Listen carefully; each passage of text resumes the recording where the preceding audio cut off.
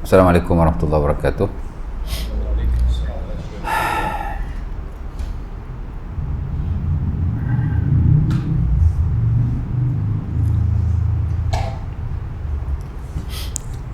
Innal hamdalillah nahmaduhu wa nasta'inuhu wa nastaghfiruhu wa na'udzu billahi min shururi anfusina wa min sayyiati a'malina.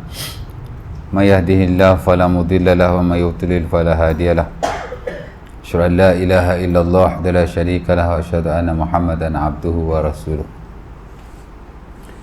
Allahumma shalli ala Muhammad abdika wa rasulika kama shallaita ala Ibrahim wa barik ala Muhammad wa li ali Muhammad kama barakta ala ali Ibrahim.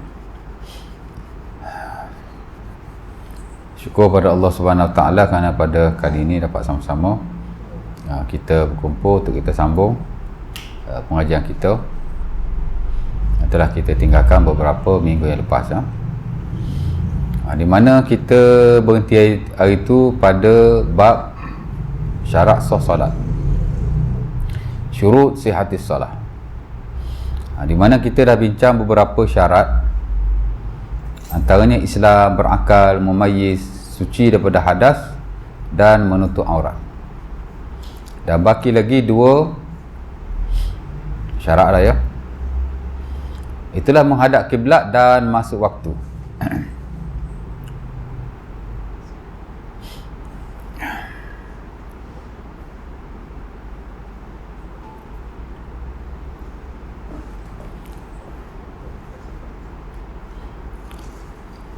Jadi syarat yang ke 1, 2, 3, 4, 5, 6 lah.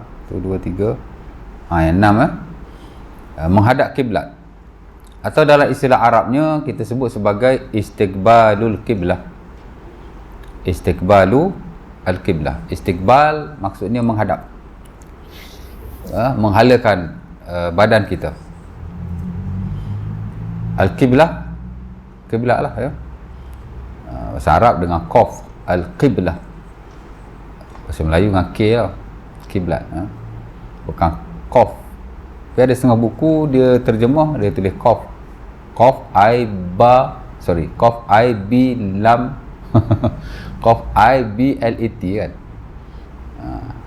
Tak tahulah bahasa Melayu salah ke betul ya, tapi yang bahasa Melayu betul K I B L E T ya. Jadi menghadap kiblat ialah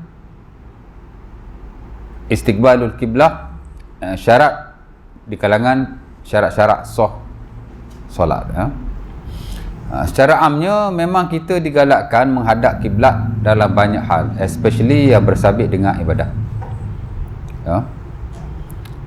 Dalam Quran Allah Ta'ala sebut kiblat ni dalam hak ehwal solat saja. Tuan-tuan boleh rujuk dalam surah Al-Baqarah ayat 144. Sebelum daripada itu 115. Selepas daripada itu 142 ya.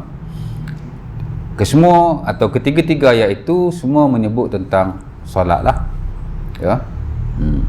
Secara khusus, walaupun secara amnya memang kita digalakkan menghadap kiblat dalam banyak hal.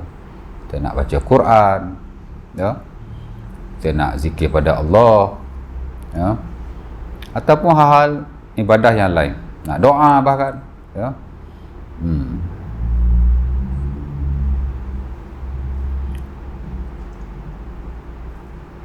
Nak wudu. Sebab itu para fuqaha memasukkan menghadap kiblat ni hayat al-wudu, sunnah wudu yang hayat. Semayang kan ada sunnah ab'ad, ada sunnah hayat. Wudu pun sama juga, ada sunnah ab'ad, ada sunnah hayat. Sunnah ab'ad ni sunnah yang ada nas in spesifik hak Nabi buat ya. Hak kita belajar dulu dah ya. Apa itu sunat-sunat wudu tu kan, baca bismillah, basuh tangan, komo, masuk air ke hidung, hak tu lah ya. Itu ab'ad. Pasal apa ab'ad? Pasal ada nas in spesifik, memang Nabi wudu, Nabi buat hak tu. Hayat ni pula dia rendah sikit, sunnah juga, tapi nas in spesifik tak ada, dia nas secara am. Antaranya ialah menghadap kiblat ya. Tak ada riwayat Nabi asal nak wudu je hadap kiblat. Asal nak wudu je hadap kiblat. Asal hadap kiblat je wudu tak ada. Tapi di atas nas yang am yang diriwayatkan daripada Rasulullah sallallahu alaihi wasallam. Antaranya dalam Sunan Al-Baihaqi daripada Ibnu Abbas, di mana kata Rasulullah sallallahu alaihi wasallam, khairul majalis istiqbalul kiblah. Sebaik-baik majlis ialah menghadap ke arah kiblat. Dan juga dikiaskan di atas semayang dan lain-lain ibadah yang digalakkan kita menghadap ke arah kiblat. Jadi dia galakkanlah ya, kita nak wuduk kita ambil kita menghadap ke arah kiblat. Jika kita mampu dan tidak ada unsur-unsur takalluf. Maksudnya kalau kita nak ambil wuduk tu, kalau boleh hadap kiblat, hadap kiblat. Tapi kalau tak boleh, jangan menyusah-nyusahkan. Pergi ke masjid ada kolah, kita cari part yang kita boleh hadap kiblat, itu digalakkan ya. Kan mesti ada satu part yang kita boleh hadap kiblat ya.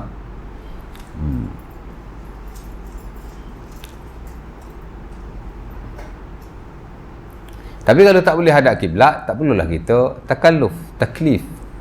Dicela juga dalam syarak, makruh lah, makruh kan. Paip kita tu tak hadap kiblat. Kan? Paip duduk belah sini, kita pun pusing badan kita nak hadap kiblat juga. Jadi susah kadang-kadang tu. Tak payahlah. Kerana ia cuma hayatul wudu. Dia hayat kepada wudu.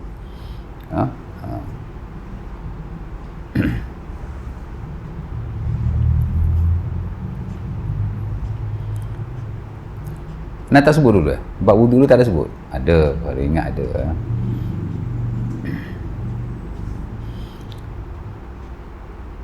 Dan begitu juga ibadah-ibadah yang lain ya. Kalau azan memang ada nas yang menyatakan bahawa digalakkan kita bila azan sunat menghadap ke arah kiblat. Itulah hadis Abdullah bin Zaid. Dalam beberapa riwayat ada tambahan yang mana bila malaikat ajar tu, malaikat naik di tempat tinggi dan menghadap ke arah kiblat. Jadi ada nas lah ya. Tu kita belajar sunat-sunat azan, ada menghadap kiblat tu. Kan dah belajar bab azan dulu kan? Dah ke belum? Dah ke belum? Dah.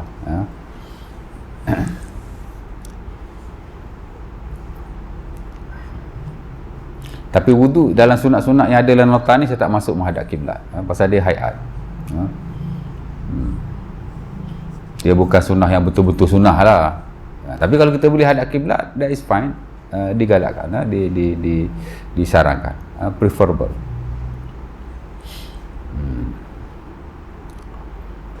Of course lah kalau kita nak baca Quran, memang digalakkan di sisi majoriti para ulama. Walaupun nas in spesifik tak ada lah, tapi kerana menghadap ke arah tempat yang mulia, kiblat kepada solat kita. Jadi kita nak baca Quran, macam yang Manawi ajar kan, nak baca zikir dalam Al-Azkar, bila kita dah ada wudu, kita duduk menghadap ke arah kiblat, kemudian kita berzikirlah kepada Allah Subhanahu Wa Taala.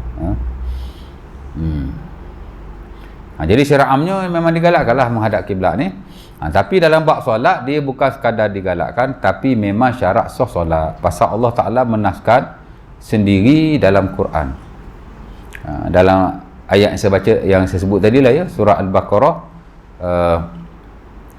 144 tu, kata Allah Subhanahu Wa Ta'ala, qad nara taqalluba wajhika fis sama' falanwalliyannaka qiblatan tardaha fawalli wajhaka syatral masjidil haram wa haitsuma tuwallu wa haitsuma kuntum fawallu wujuhakum syatrah.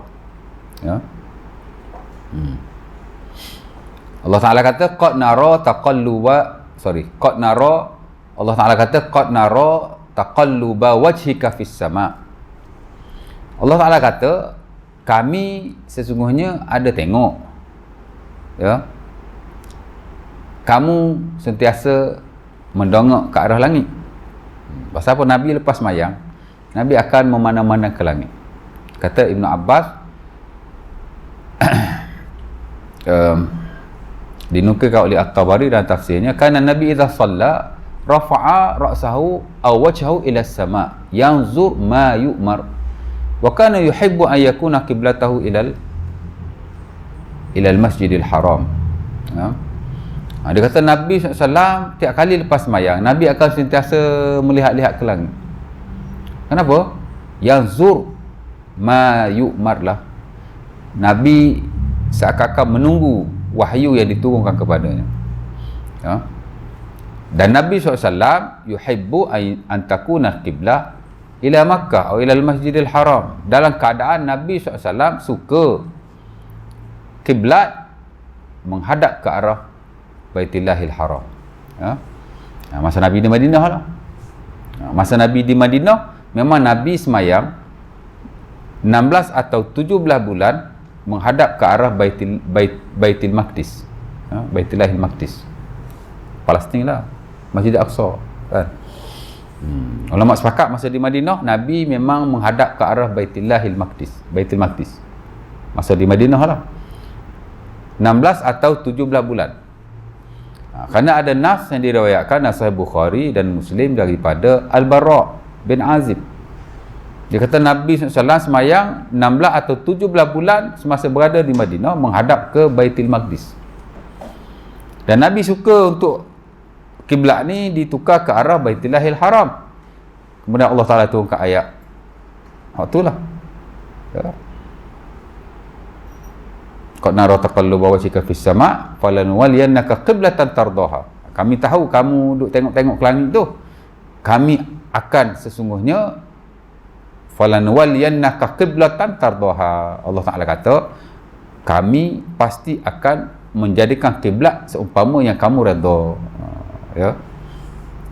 Nabi redha dan nak kiblat ni menghadap ke arah Baitillahil Haram. Allah Ta'ala kata kami akan jadikan ia kiblat kamu. Fawalli wajhaka syatral masjidil haram, maka berpalinglah wajah kamu ke Masjidil Haram. Turun ayat tu Nabi terus menghadap ke Baitillahil Haram lepas 16 atau 17 bulan lah. Jadi memang Nabi menghadap ke Baitillahil Maqdis. Masa Nabi berada di Makkah, ulama khilaf Nabi hadap arah mana. Sebagian kata Nabi hadap ke Baitul Maqdis macam Nabi solat di Madinah mula-mula dia pergi 16 atau 17 bulan. Sebagian kata macam tu. Sebagian pula kata Nabi ketika berada di Makkah, Nabi semayang memang menghadap ke arah Kaabah. Dan setahu saya itu adalah pendapat majoriti. Nabi memang hadap ke arah Kaabah lah. Cuma masa pergi ke Madinah, Allah Ta'ala suruh Baitul Maqdis. Sementara di Madinah banyak ahlu kitab. Allah Ta'ala alam, ada hikmahnya. Tapi lebih kurang begitulah. Asal-asal Nabi semasa di Madinah menghadap ke Baitillahil Maqdis, kemudian lepas 16 atau 17 bulan baru Nabi menghadap ke Baitillahil Haram setelah turun ayat Al-Baqarah yang 144 itu. Al-Imam Al-Qurtubi rahimahullah masa dia hurai ayat itulah ni ayat hak terpenting sekali lah tentang kiblat, di mana Allah Ta'ala sebut dengan jelas hadap ke Baitillahil Haram.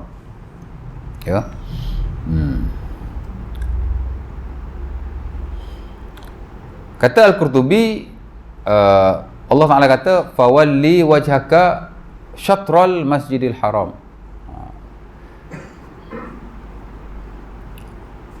Palingkanlah wajahmu ke syatral masjidil haram, ke arah Masjidil Haram. Syatra ni arah lah sebab itu di sisi sebagian para ulama, kalau kita berada jauh daripada Baitillahil Haram, membadai dengan arah saja. Bukan hanya arah Baitillahil Haram, arah Mekah pun sudah mencukupi. Kerana ada hadisnya. Antaranya daripada Ibn Abbas dalam Sunan Al-Baihaqi, walaupun ada masalah sanad sikit. Kaabah bagi orang yang berada di sekitar, dia nampak Kaabah, dia kena hadap Kaabah lah. Bagi orang yang jauh sikit daripada macam mana nas tu, Al-Ka'batu qiblatun li ahli masjid wal masjidu qiblatun li ahli haram, wal haramu qiblatun li ahli al-ardi min ummati li masyarikiha wa magharibiha. Atau kama qala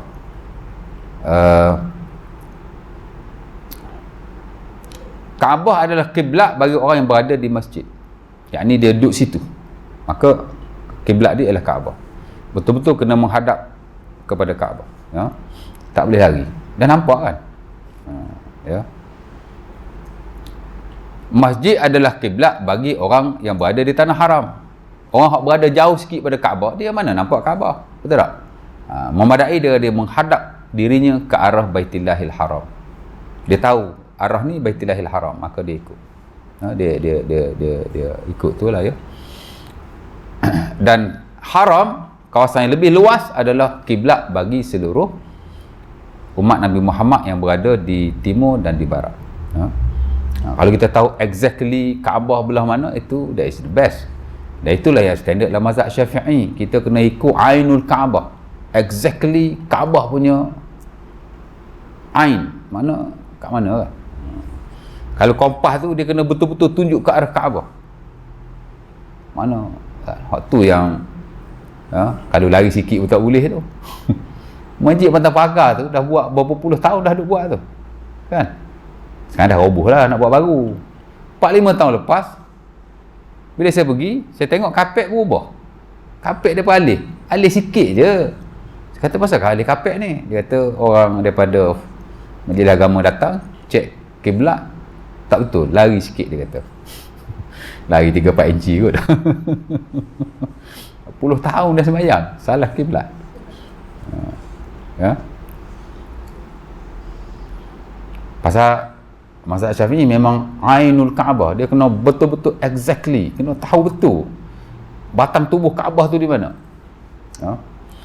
Sebab itu Al-Imam Ibn Arabi rahimahullah, dia kritik pendapat tu. Iaitu pendapat ni dhaif. Pertama, Ainul Kaabah taklif. Nak cari sampai Ainul Kaabah di mana, itu satu taklif, menyusahkan. Betul tak? Kalau boleh buat, that is fine, tapi agak sukar lah, agak sukar. Tu yang dulu semayang berpuluh tahun, tiba-tiba alih sikit tu, pasal tak tahulah dulu dia cek ain macam mana, sekarang dia cek ain macam mana. Kalau dulu dia pakai mesin lain, kompas lain, maknanya dia pakai kompas lain, saya tak tahulah. Taklif, memang taklif. Lari sikit pun tak boleh. Kan? Hajah kapet. Sebaik masjid tak boleh pusing, kalau masjid tu boleh pusing. Kan?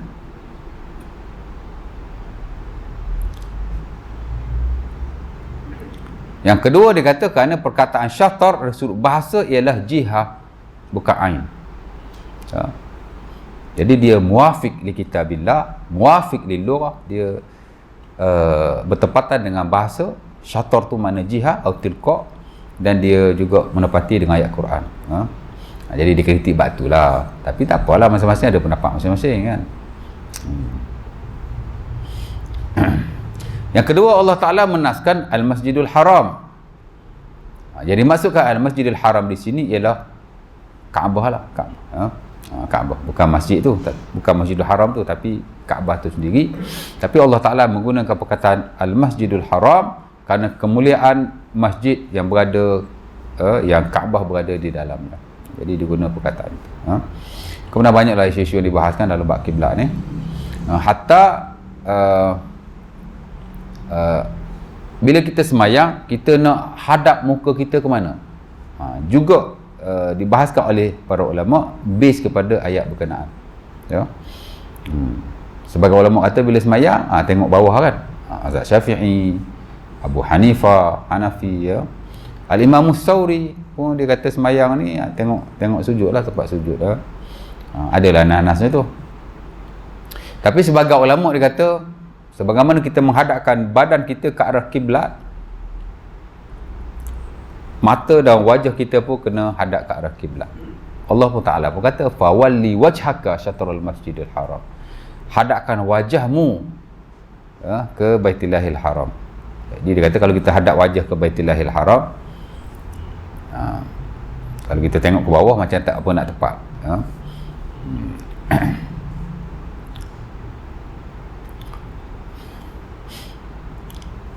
Jadi kalau kita semayang, boleh tengok di tempat sujud, boleh tengok depan, that is fine.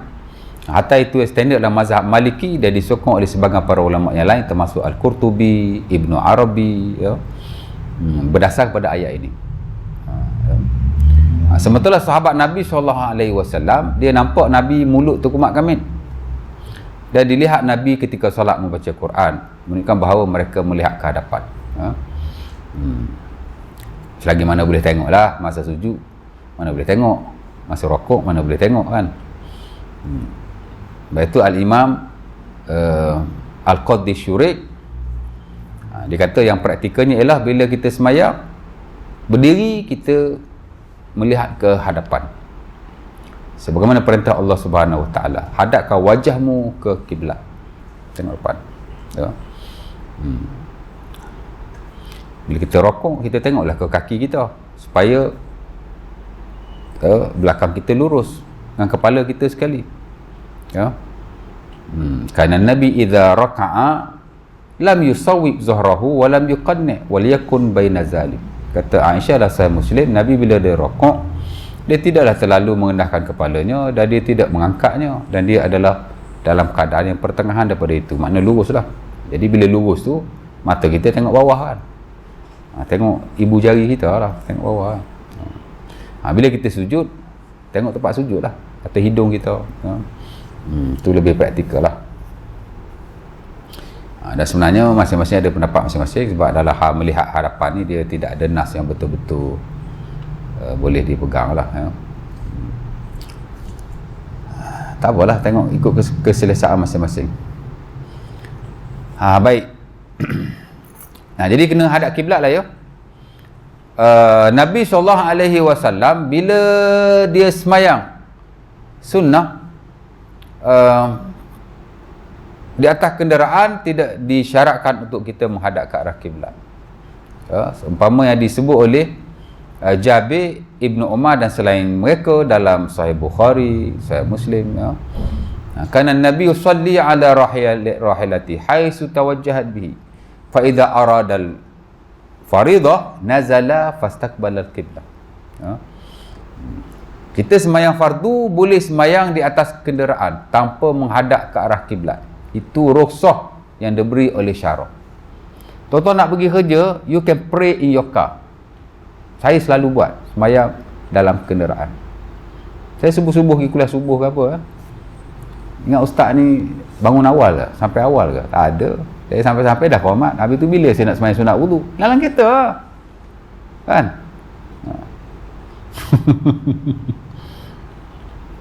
Rutin saya memang semayang dalam kereta, semayang sunat ni ya.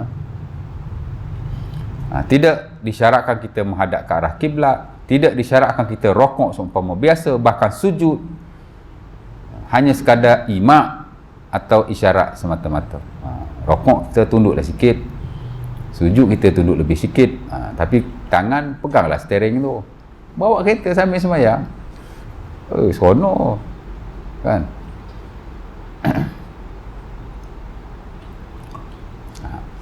Jabir kata Nabi bila semayang di atas kenderaannya, Nabi akan menghadap ke arah mana haiwannya atau kenderaannya menghadap. Jadi kalau kenderaan Nabi itu hadap ke kanan lah, kalau ke kiri lah kan. Jalan mana ada satu, mana ada kiblat, jalan kan, duduk atas kenderaan. Jadi Nabi semayang aja. Tak ada syarat hadap kiblat daripada awal nak angkat takbir sampai salam, tak ada syarat. Dengan syarat kita berada di atas kenderaan. Tak kira lah musafir jauh kau, musafir dekat kau, tak ada syarat, boleh berlaku. Hak musafir, betul-betul musafir ni qasar saja kan. Takat nak sembahyang sunat atas kenderaan, tak ada syarat musafir ya. Tuan-tuan keluar nak pergi kerja dekat Sungai Buloh dah boleh kan. Keluar saja nak isi minyak ke apa, boleh lah tu, mayang je kan ya. Tak khusyuk lah semayang atas kereta. Boleh semayang jadi Jabir kata Nabi bila semayang sunat di atas kenderaannya, Nabi semayang je lah.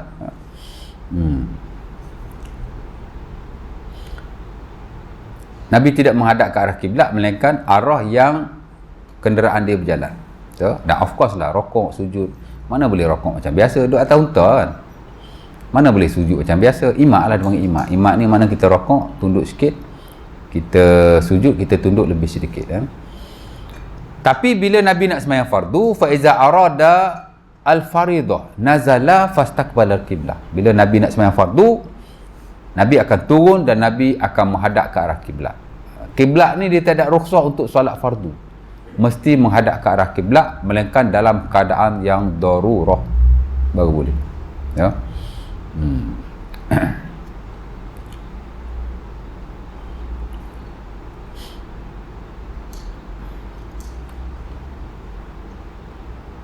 Tuan-tuan nak pergi Kelantan contohnya, betul tak?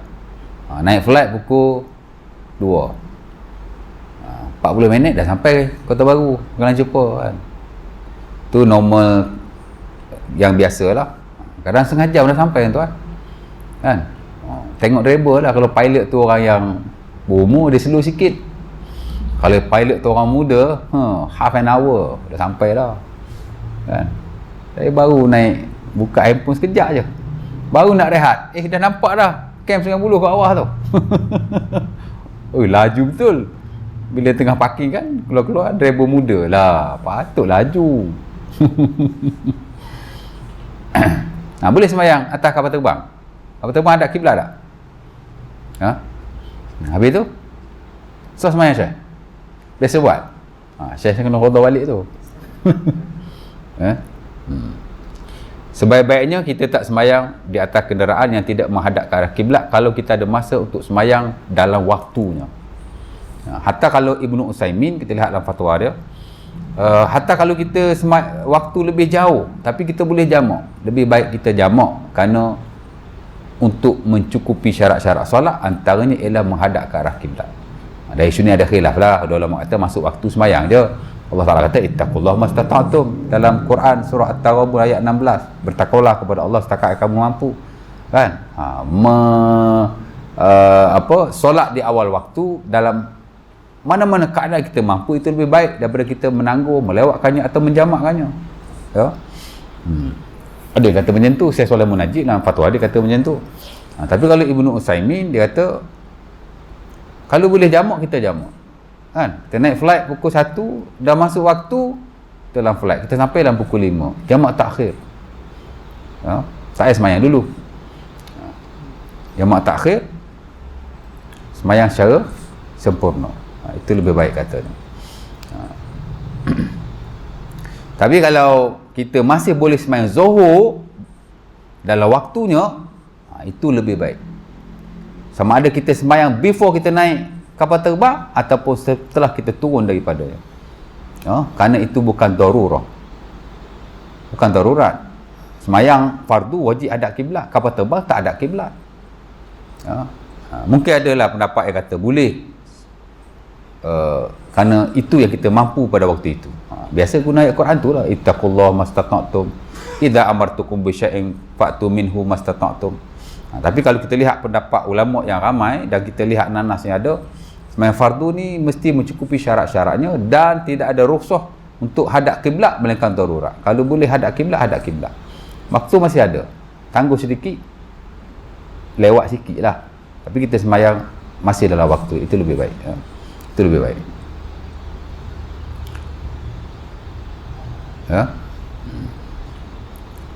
Kecuali kalau kita travel jauh kan, travel tu memang jauh lah. Memang kalau kita nak tunggu sembahyang dalam waktu tak boleh, ataupun kita nak jamak pun tak boleh juga, memang kena sembahyang. Itu lain cerita lah. Contoh travel pergi mana-mana sampai 6-7 jam kan, boleh lah sembahyang. Itu darurat, mana rukhsah apa, bukan rukhsah, tidak ada pilihan. Tapi as long as kita boleh sembahyang menghadap kiblat, kita kena sembahyang menghadap kiblat. Itu pendapat yang paling kuat lah.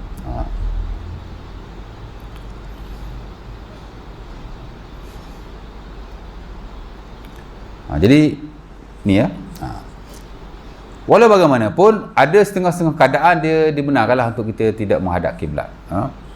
Pertama, al-ajiz, orang yang tidak mampu. Ya, orang yang tidak mampu. Kau kata kalau sembahyang atas kapal terbang, masuk waktu kita boleh sembahyang walaupun tak hadap kiblat. Dia dalam konteks al-ajiz, dia tak mampu nak sembahyang menghadap ke arah kiblat. Itulah dia kata boleh tu. Hak kata boleh tu dia masuk dalam dia panggil waktu-waktu yang kita boleh untuk tidak menghadap ke arah kiblat. Ada 4. Pertama, al-ajiz, kita tidak mampu. Naik atas terbang mampu lah. Mana mampu? Kalau terbang dia ikut dan dia je kan.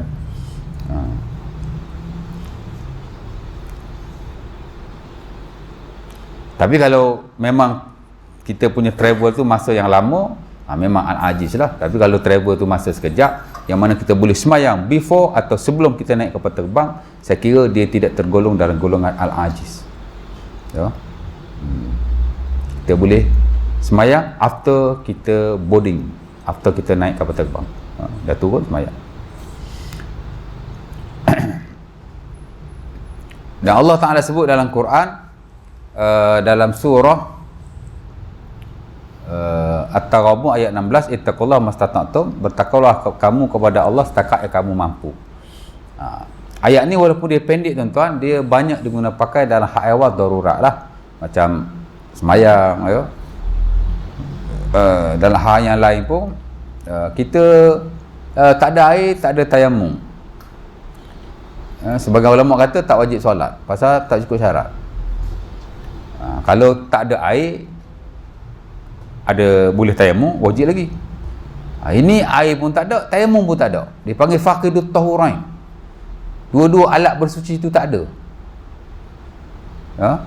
Sebagai ulama kata tak wajib solat pasal tak ada kan. Nak solat macam mana? Tak ada alat. Kalau habis waktu pun tak payah qada. Umpama yang standard dalam mazhab Maliki, dia kata kalau tak ada air, tak ada debu, tak wajib solat.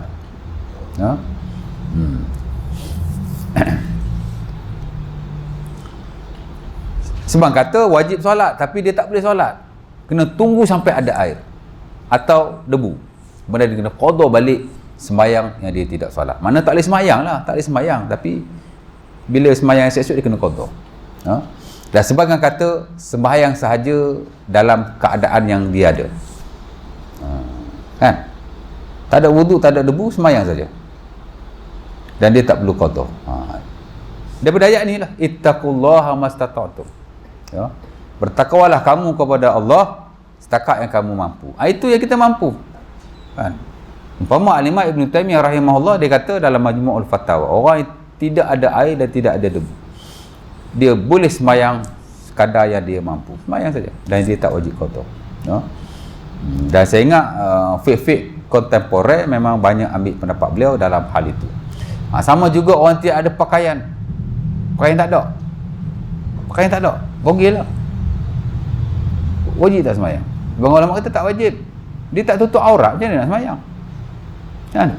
Dia kena tunggu sampai dia ada pakaian, after that baru dia wajib solat dan dia tak perlu qada sembahyang yang telah lalu. Sebagian kata tak boleh solat lah, tak tutup aurat, tapi dia kena qada. Dan sebagai ulama yang lain kata dia sembahyang saja ikut keadaan yang dia mampu, kemudian dia tak perlu qada lagi. Itu yang standard dalam mazhab Syafi'i. Mazhab Syafi'i kalau tak ada pakaian, sembahyang saja. Cuma ada ulama kata sembahyang kena duduk, kepit aurat tu tak bagi nampak. Sebab kata sembahyang lah berdiri pun nak buat macam mana, kan? Dan sebagai ulama kata sembahyang saja macam mazhab Syafi'i tadi. Umpama Ibn Taymiyah dia agak memudahkanlah dalam isu ni. Faqidut tahurain, orang yang tidak ada air dan tidak ada debu, orang yang tidak ada pakaian, dia sembahyang saja ala halih, yusalli ala halihi wa lam yakti, sembahyang ikut yang dia mampu dan dia tak perlu qada. Pasal Allah Taala kata ittaqullaha mastata'tum, kamu buat setakat yang kamu mampu. Ini saja yang aku mampu. Nabi pun kata idza amartukum bi syai'in fa'tu minhu mastata'tum, kalau aku suruh buat kalau aku suruh kamu buat satu perkara, buatlah sekadar yang kamu mampu, kan? Itu saya pergi kursus dengan JAKIM before PKP lah. Ada seorang NGO ni, dia serve orang di hospital-hospital kerajaan. Saya tak ingatlah nama NGO tu, tapi mengikut pemerhatian dia punya observation, memanglah tak ada research yang ni, tapi dia serve orang kat hospital, kan. Banyak NGO yang buat kerja amal ni. Mengikut penelitian dia lah, ramai orang tak sembahyang di hospital, tak sembahyang. Dia kata dalam 10 orang, seorang je sembahyang. dia boleh kata only 10% orang yang semayang. Orang lain tu tak semayang. Terutama orang yang sakit-sakit kronik memang tak boleh bergerak duduk atas katil, tak semayang. Jadi dia pula ajar, bagi tahu kena semayang, semayang sekadar yang kita mampu, Banyak sebab lah. Pertama, tidak tahu. Tak tahu. Dia ingat bila nak semayang, kena pergi ambil wuduk kat bilik air, kena duduk atas tikar sejadah. Dia tak tahu atas katil dia tu boleh semayang. Nampak? Sebab itu fiqhut taisir, the fiqh of simplicity penting. Fiqh hak ruksah-ruksah ni kita kena belajar, kan? Semayang lah. Ambil wuduk bukan semua wajib pun, kan? Tak boleh ambil wuduk tu, dinding hospital tu tak boleh buat tayamum. Mazhab Syafi'i kena tanah, bawa mari kan, bekas tanah beli ke apa. Memang tak semayang lah, kan?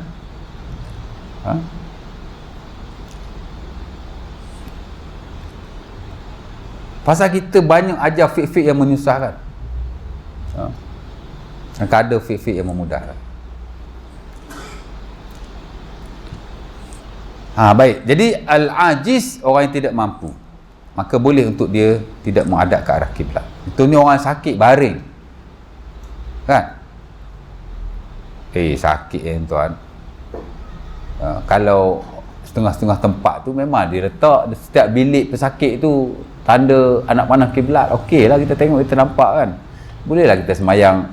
Kalau kita sakit sangat tak boleh nak bergerak, kita semayang, cubalah hadapkan badan kita ke arah kiblat tu. Tapi kalau dah tak ada kiblat, nak tanya orang pun mulut sakit, dah sakit. Tak tinggal mulut sakit tuan, kan? Saya pun baru keluar ward ni, satu minggu duduk dalam ward, kan? Tapi saya seumur hidup demam tak pernah kuat ni, demam kuat betul. 2 hari tak bangun kat rumah.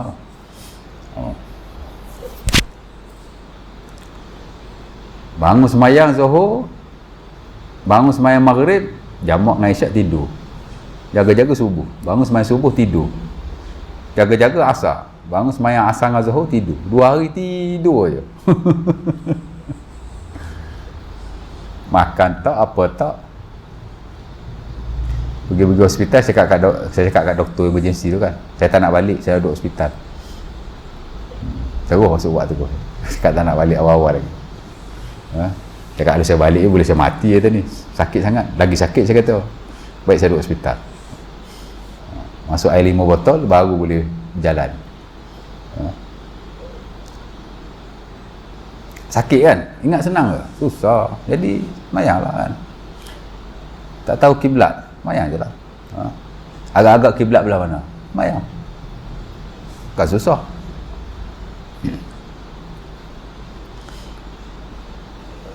Tapi kalau kita boleh dapatkan info kat mana kiblat, wajib lah. Ini dia sakit ni tuan-tuan, bukan fizikal saya sakit, emosi pun sakit tau. Nak bercakap dengan orang pun malas, kan?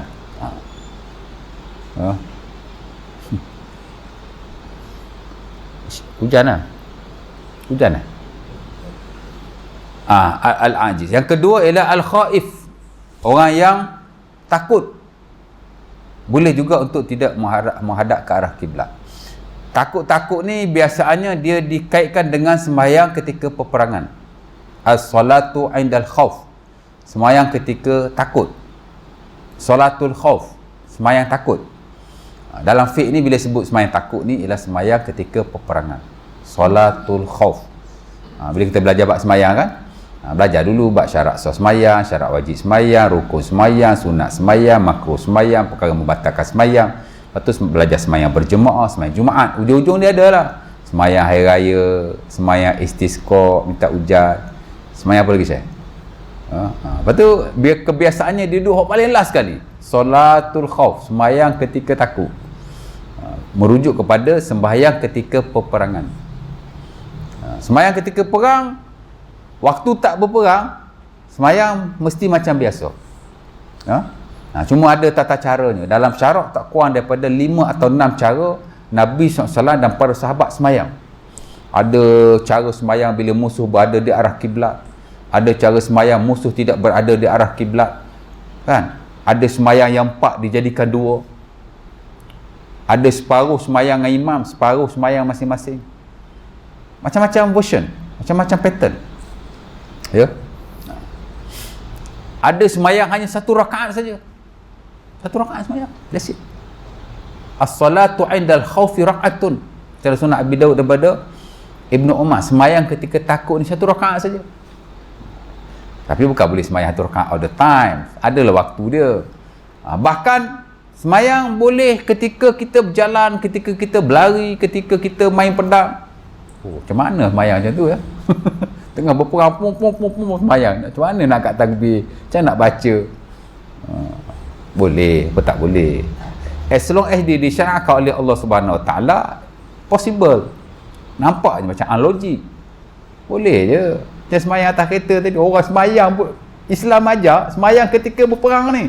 Iltihamu al-juyush, ketika duk bertembung, perang, semayang. Ini semayang dalam kereta je, pelik benda je. Ya tak? Ha? Fa in khiftum farijalan aw rukbana.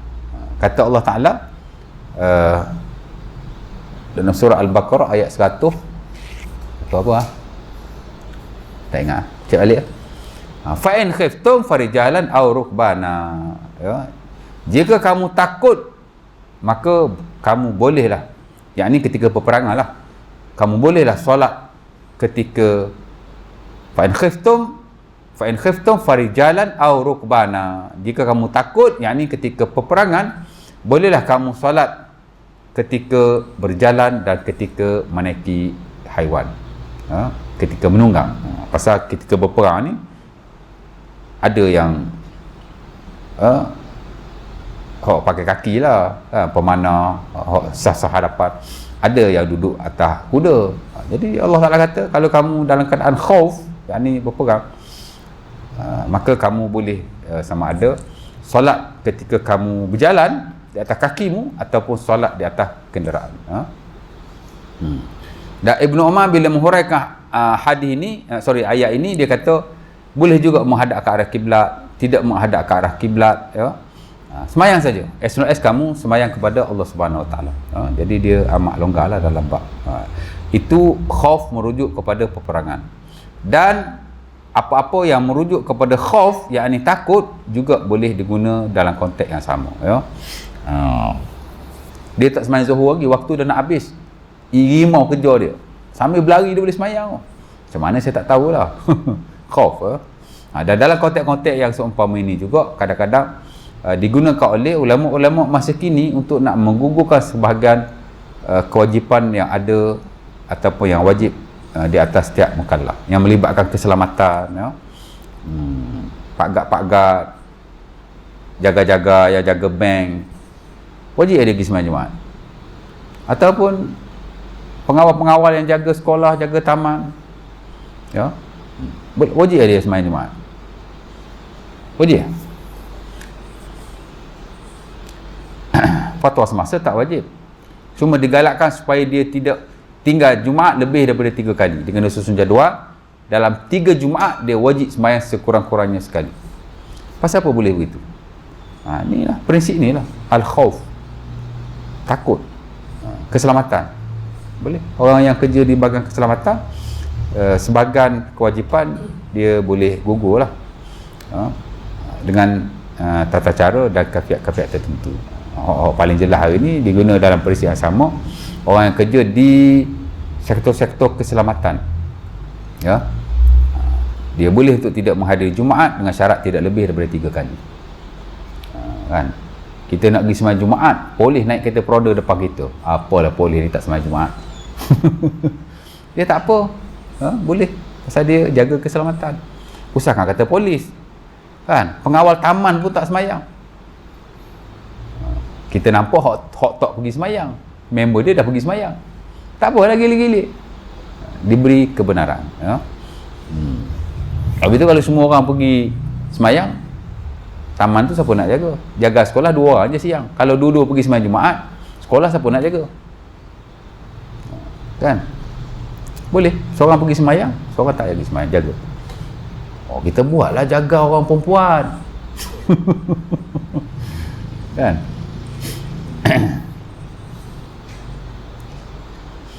Ada pemimpin, dia ada bodyguard, polis trafik ke apa, time dia semayang Jumaat, polis 3-4 orang duduk di pintu hadapan tak semayang, cegah.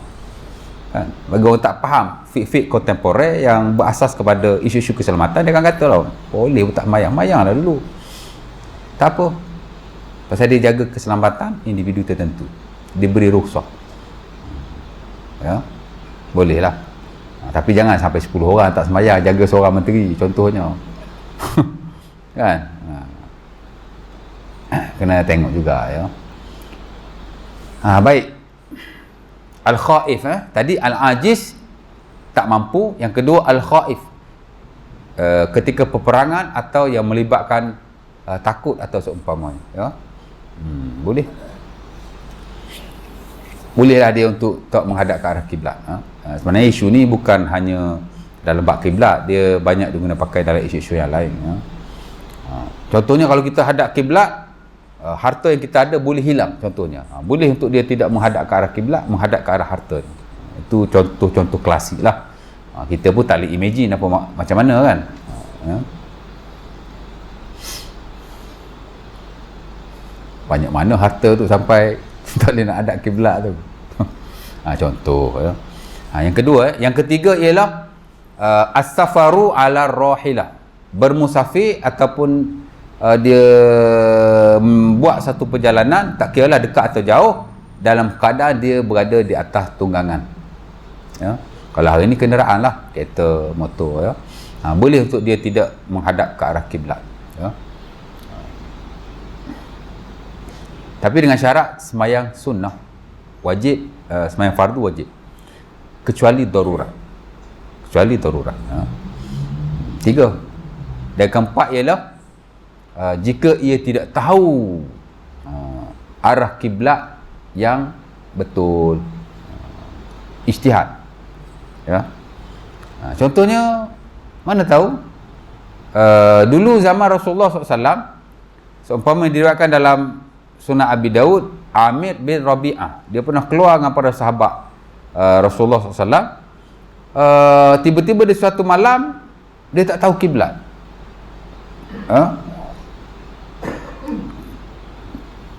Dia keluar dengan Nabi, tapi tim lain-lain lah.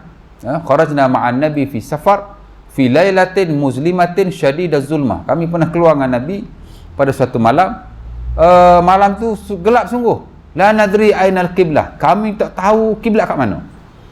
Yalah, zaman dulu dia tengok kiblat, dia tengok bintang kan, dia tengok bukit. Menentukan arah kiblat zaman dulu macam-macam. Kadang dengan bintang. Tapi kalau dah mendung, nak tengok bintang kat mana? Kadang bulan. Kan? Macam kita hari ni tengok kiblat matahari, kok mana matahari jatuh, itulah kiblat kita. Tapi kalau hari tu matahari tak ada, saya nak tengok. Contohlah ya.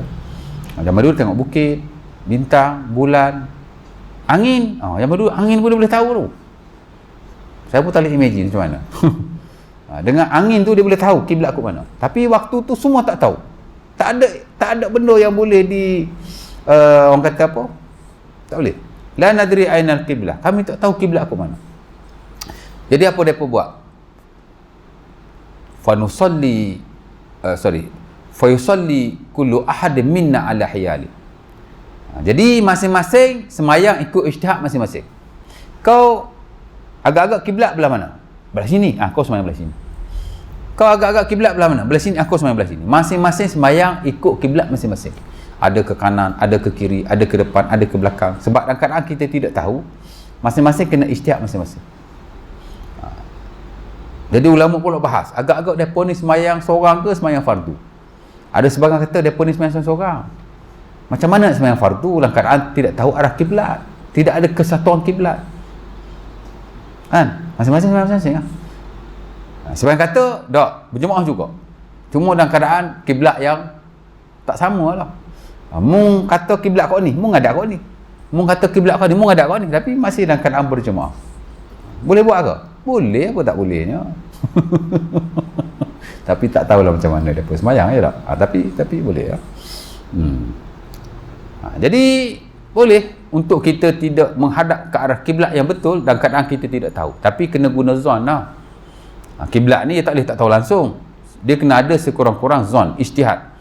Kan? Macam kita nak semayang, agak-agak kod mana kiblat ah? Kod ni kot. Semayang dengan kod yang kita rasa. Kalau kita boleh tanya orang, tanyalah orang. Kalau kita boleh cek kompas lain pun, ceklah kompas. Ni tak boleh tanya langsung, tak tahu langsung. Kan? Saya pernah tuan-tuan pergi satu hotel plus 10 years lah di PD.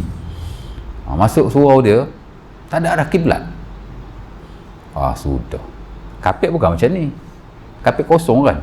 Kiblat kat mana? Saya tunggu-tunggu tak ada orang datang. Buka pintu tengok-tengok tak ada orang lalu lalang. Saya pun tengok agak-agak kan. Matahari kat mana? Saya semayang. Tengah-tengah semayang ada member datang, dia pegang badan saya. Dia pusing. Ustaz Sabiri. Ustaz juga. Betul dia jadi makmum saya semayang. Okey. Kan? Sebenarnya tak boleh. Ni pasal member dia boleh lah pegang. Kalau kita tengok orang semayang kiblat yang salah, tuan-tuan boleh pergi sebelah dia, bagi tahu dia kiblat kau ni ya. Dia pun ketika solat dia terus ubah ke arah kiblat yang betul. Jangan pegang kalau orang tak kenal. Siku lagi ya. Ini pasal dia kenal saya. Saya terkejut juga dia pegang. Saya tengok kan, member okey ya. Jadi empat tu lah ya. Dan kadang kita tidak tahu, maka dibenarkan untuk kita tidak menghadap ke arah kiblat yang betul, tapi hendaklah kita berijtihad dan mencari kiblat sekurang-kurang dengan zon. Dan jika zon kita salah, tak wajib qada di sisi majoriti. Tapi kalau tuan-tuan nak yang standard mazhab Syafi'i, qada lah. Imam Syafi'i rahimahullah dalam hal ni dia ada dua fatwa. Fatwa lama dia kata tak payah qada. Kerana cukup kiblat sekadar zon. Sekadar kita ijtihad. Kiblat agak-agak kok mana? Cukup. Dah tak payah qada lagi. Tapi fatwa dia yang baru dia kata wajib qada. Jika benar kiblat yang kita hadap itu tidak tepat.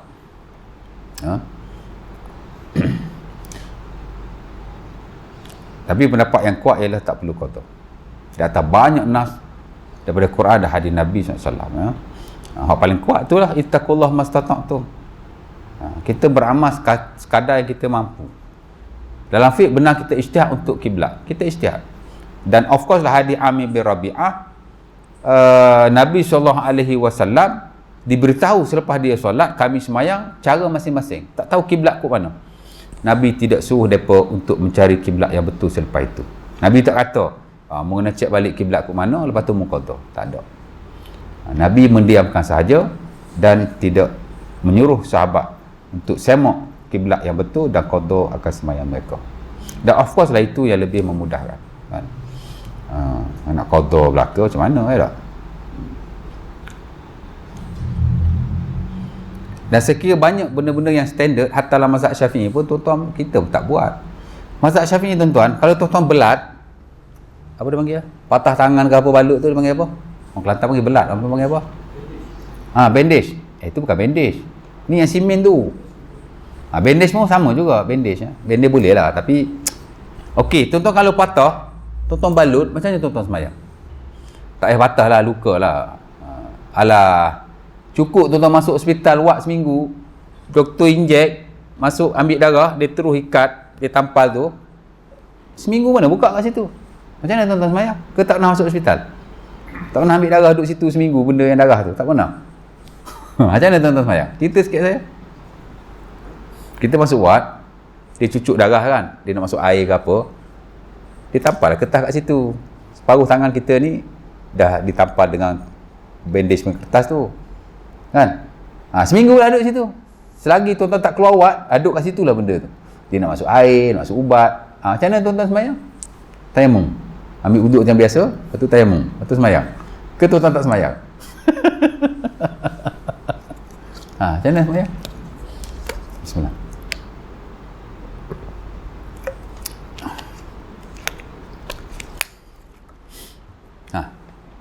Ataupun luka, patah tuan-tuan balut, bandage. Ataupun simen, belat tu. Tak kisahlah. Tapi nak cerita anggota wuduk dah tak boleh kena air. Tuan-tuan buat macam mana?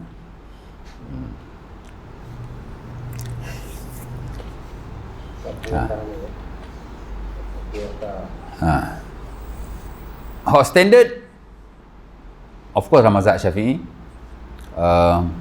ialah tuan-tuan kena wuduk tempat yang tuan-tuan boleh wuduk tu, kan? Tuan-tuan ambil wuduk tu, tempat yang bandage tu, tuan-tuan sapu saja di atasnya. Kalau boleh sapu.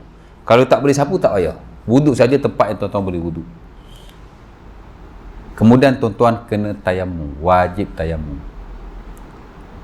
Sebenarnya tayamum ni boleh before wuduk, boleh after wuduk, boleh ketika wuduk. Macam mana before wuduk? Tuan-tuan sebelum wuduk, tuan-tuan ambil tayamum dulu, after that baru tuan-tuan wuduk. Tempat yang tak boleh kena air ditinggalkan. Kalau boleh di sapu di atasnya, sapu. Tak boleh sapu, biarkan. Tapi macam tu. Yang kedua, wuduk tayamum after wuduk. That means tuan-tuan wuduk dulu, yang ni ditinggalkan atau disapu di atasnya jika boleh. After that baru tuan-tuan tayamum. Wuduk dulu, tayamum. Ataupun di tengah-tengah pun boleh juga. Balut tangan, wuduk macam biasa. Time tangan tu, tuan-tuan tayamum. Lepas tu sama lagi wuduk. Di tengah-tengah wuduk. 3 cara tu lah. Ya. Hak mana tuan-tuan buat? Tak buat tiga-tiga, tak buat. Tak.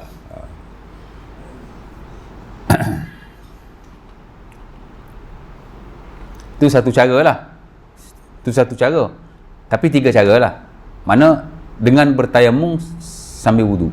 Sama ada before wuduk, tayamum tu, atau ketika wuduk, ataupun selepas wuduk, tayamum tadi. Itu satu cara. Yang kedua ialah, tuan-tuan wuduk macam biasa, atas tu tuan-tuan sapu saja. Kalau boleh sapu. Kalau tak boleh, ditinggalkan. Dan tak perlu tayamum. Cukup dengan satu wuduk saja. 2. Yang ketiga ialah, tuan-tuan berwuduk saja dan tempat yang dibalut tuan-tuan tinggalkan. Tak perlu sapu. Kalau tadi, wuduk juga. Tak tayamum lah. Tapi hak ni masih kena sapu. Kalau boleh sapu, wajib sapu. Kalau tak boleh sapu, baru tak wajib sapu. Yang ketiga ni, boleh sapu ke? Tak boleh sapu ke? Wuduk saja. Yang tu ditinggalkan. Kerana tempat yang tak boleh berwuduk gugur dalam syarak. Ya. Semayang, kita tak boleh sujud. Sujud gugur. Kan? Kita tak boleh kiam. Kiam gugur. Imak saja. Mana tunduk sedikit. Sujud tak boleh sujud. Tak payah sujud. Betul tak? Tuan-tuan semayang atas kursi, sujudlah. Tuan-tuan tak sujud. Tuan-tuan imak saja. Dia panggil apa?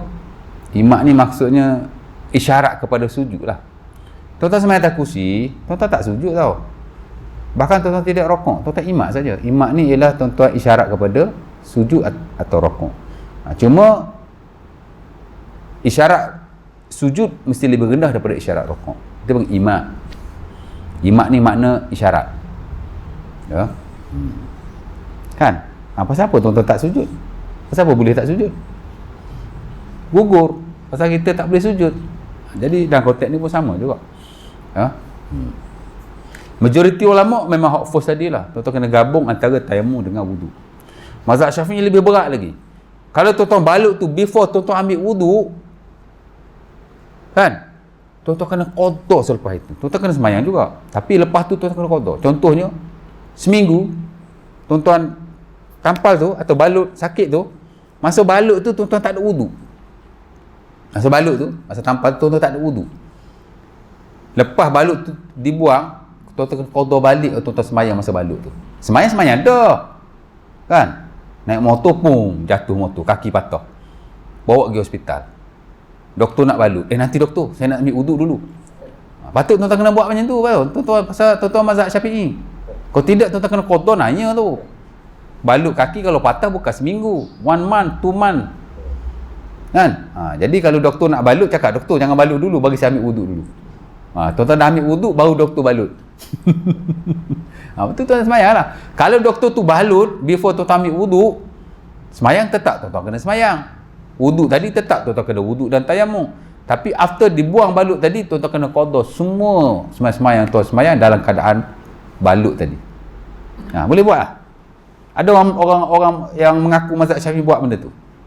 Saya ingat tak ada seorang pun buat. Kan? Semayang pun belum tentu semayang bila balut. Ini kan pula nak qada dia semayang. Sorry je lah. Kan? Yang praktikal dan yang memudahkan dan hujah dia kuat juga ialah pendapat Imam Ibn Hazm Al-Andalusi. Ibn Taymiyah pun ada sokong pendapat itu. Mana-mana anggota yang kita tak boleh berwuduk, gugur. Wuduk setakat mampu saja. Tangan basuh memang tangan sampai ke siku. Sini dah dibalut. Jadi kita basuh tempat yang wajib dibasuh saja. Betul tak? Tapi kalau nak ambil standard mazhab Syafi'i tadi boleh juga. Sebelum balut wuduk dulu. Lepas tu masa wuduk tu, tiap kali wuduk tu tayamum. Ya. Ataupun kalau masa balut tu tuan-tuan tak wuduk, okey je, ambil wuduk tapi kena tayamum sekali. Agak-agak orang boleh buat. Agak-agak. Isu ni ijtihad. Tidak ada nas yang betul-betul sahih. Dalam bab bila kita patuh dibalut atau seumpamanya. Semua ijtihad. Jadi yang praktikal, yang mudah untuk kita amal, dan kadar ijtihad ulama yang ramai itu hak tadilah. Wuduk je macam biasa. Ya, tempat yang tak boleh wuduk, kalau boleh sapu, sapulah. Kalau tak boleh sapu, gugur. Semayanglah macam biasa dengan hati yang tenang. Semayang. Nampak? Nak cerita hak tadilah, rosah-rosah. Hak 4 tadilah kan. Ajiz, khaif, ya kotak-kotak macam tu lah. Saya ramai orang tanya, saya ajar hak tu je. Kalau ajar hak Syafi'i ni tak ada seorang boleh buat pun. Silat-silat tak semayang terus je. Kan? Dah sakit nak tayamum pula. Boleh semayang pun untung dah tuan-tuan. Saya banyak kali masuk hospital. Tahun ni 3 kali masuk ward. Kan? Sakit berat belaka tu. Tapi hidup lagi lah setakat ni. Kan? Saya sendiri dan saya ajar orang-orang ni yang ada isu-isu yang seumpama itu, berwuduk macam biasa. Kerana itu yang kita mampu. Dan Allah Ta'ala tak mengambil berat ke atas kita dalam hal kita tidak mampu. Sebab Allah Ta'ala kata ittaqullaha mastata'tum. Dah hak tu kita boleh amal pun.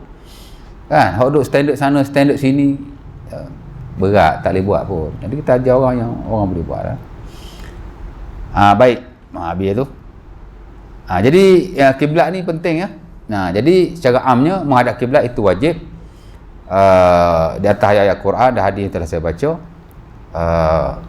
walau bagaimanapun ada 4 keadaan dibenarkan untuk kita tidak menghadap kiblat. Itulah yang pertama, al-ajiz, kita tidak mampu.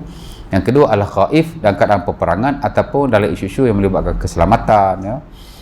Yang melibatkan takut. Yang ketiga ialah jika kita tidak tahu kiblat. Masing-masing kena berijtihad masing-masing dan kita sembahyang di atas zon atau sangkaan sahaja dan tak perlu qada ya. Dan yang keempat ialah apa yang keempat tadi? Apa dia? Al-khaif, al-ajiz, ijtihad, tak tahu kiblat. Yang keempat apa tadi? Atas kenderaan. Tapi atas kenderaan ni hanya untuk sembahyang sunnah sahaja. Adapun sembahyang fardu, dia mesti menghadap ke arah kiblat. Mesti sembahyang macam biasa, kecuali darurat. Kecuali darurat. Ada soalan? Cukup tu? Malam ni kiblat je. Next nanti kita masuk syarat yang ke-7, itulah masuk waktu. Ada nak tanya apa-apa? Bismillah. Ada soalan?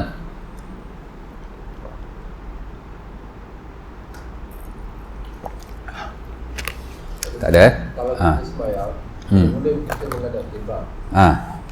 Lepas tu bila kata kita contoh sembahyang tabut lah. Kita sembahyang tabut. Sembahyang tabut. Memang bot tu tak pergi ke darat lah, memang duduk tengah laut lah, mancing. Tahu. Bila bot tu berpusing, kita tahu dah kiblat kita dah lari daripada kiblat lah. Kita kena pusing balik kita. Kita jadi Sembahyang ni tuan-tuan, sembahyang fardu lah ya. Sembahyang sunat atas bot tak wajib menghadap kiblat kerana kita di atas kenderaan. Di atas prinsip as-salatu ala rahilah, sembahyang di atas kenderaan. Tak boleh hadap kiblat lah. Tuan-tuan sembahyang atas bot, angkat takbir saja, Allahu Akbar. Tapi kalau tuan-tuan tahu kiblat, itu lebih baik. Hadap ke arah kiblat, sembahyang. Tapi kalau bot nak pindah sana sini, tak hadap kiblat pun tidak mengapa. Macam kita naik kenderaan lah. Kita bawa kereta, kan? Kiblat belah sana. Boleh je bawa kereta hadap kiblat. Tapi taklif, menyusahkan. Sebab tu Islam bagi keringanan. Di atas kenderaan, dibenarkan untuk kita tidak menghadap ke arah kiblat daripada awal solat sampai akhir. Ya? Taklif ni. Hari ni dunia ni banyak taklif ni. Taklif ni menyusah-nyusahkan. Dan syarak ada mudah pun nak susah juga. Kan? Nabi kata wama ana minal mutakallifin. Aku ni tidak takalluf. Dalam surah As ayat 81 tu ayat yang besar tu. Kan? Tapi kalau sembahyang fardu wajib menghadap ke arah kiblat. Maksudnya kita duduk atas buk pun kita kena cari kiblat kat mana. Kalau tak tahu imprecise mana hak tepat kiblat kat mana, kita kena ijtihad lah. Matahari turun kat ni. Kan? Kiblat kat ni kan. Kita pun sembahyang menghadap ke arah kiblat. Buk tu dia kadang dia bergerak kan, dia berpusing. Kalau kita boleh menghadap ke arah kiblat tu kita hadap.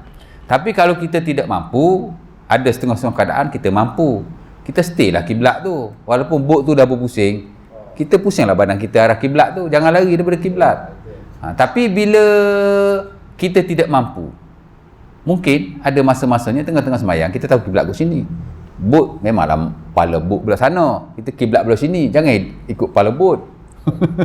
Ikutlah kiblat. Allah akbar sembahyang kiblat kan. Tiba-tiba kadang-kadang buk ni bergerak, kita boleh stay arah kiblat tu, wajib kita stay. Tapi bila keadaan kita susah nak stay ataupun kita dah tak tahu dah kiblat belah mana ya, kita sembahyang je lah. Tapi kalau kita tak tahu kiblat belah mana, kita kena ijtihad lah. Masa sembahyang tu ijtihad, kiblat kat ni ikut kiblat kat ni. Jangan ikut kepala buk tu. Buk ni dia ada dua keadaan. Pertama dia bergerak. Kalau dia bergerak mungkin tak ada isu lah kan. Dia bergerak aja, kita stay lah kiblat kita. Ini kadang-kadang buk tu dia tak bergerak, dia duduk saja, dia ngongek dia bergerak ngongek. Kita cari kiblat. Kalau kita tahu kiblat belah sini wajib. Tapi kalau kita kadang-kadang dalam setengah keadaan kita tak boleh nak hadap kiblat, maka diberi keharusan lah. Al-ajiz, dia masuk prinsip mula-mula tadi, tidak mampu. Tapi kalau mampu kena kiblat.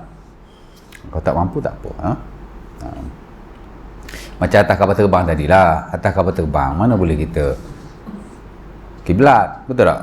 Tapi kalau kita boleh pastikan kiblat belah mana, boleh tanya dia punya ni ke kan, sebab kapal terbang ni dia statik. Kalau dia menghadap sana, dia hadap sana je kan. Kalau kita boleh tanya kiblat belah mana, kan ada tanda kiblat dalam kapal terbang. Kalau ada ruang semayang lah, ada setengah kapal terbang ada ruang semayang kan, mana ada arah kiblat, kita boleh tanya kita. Kalau tak boleh tanya, kita agak-agak kiblat belah mana, semayang ke arah itu saja. Dia masuk dalam al-ajiz, tak mampu, tak apa. Tapi kalau mampu wajib lah kiblat, tak mampu tak apa. Boleh. Ada soalan lagi? Pukul berapa ni? Jadi saya rasa mungkin setakat itu dulu. Aku Al-Azhar. Assalamualaikum warahmatullahi wabarakatuh. Kita tutup majlis kita tasbih kafarah dan surah Al-Asr.